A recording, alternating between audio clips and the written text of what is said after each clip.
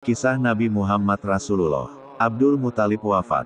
Muhammad dibawa pulang oleh Ummu Aiman. Ia pulang sambil menangis, hatinya pilu karena kini sebatang kara. Muhammad makin merasa kehilangan. Ia menjalani takdir sebagai seorang anak yatim piatu. Terasa olehnya hidup yang makin sunyi dan semakin sedih. Baru beberapa hari yang lalu, ia mendengar dari ibunya cerita keluhan duka kehilangan ayahandanya semasa ia dalam kandungan.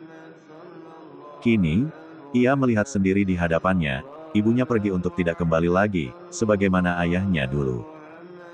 Muhammad yang masih kecil itu kini memikul beban hidup yang berat, sebagai seorang yatim piatu. Ketika tiba di Mekah, Abdul Muthalib menyambut kedatangan cucunya itu dengan rasa iba yang dalam.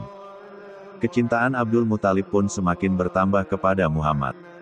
Rasa duka Muhammad mungkin agak ringan apabila kakeknya, Abdul Muthalib, dapat hidup lebih lama lagi. Namun, Allah sudah menentukan lain.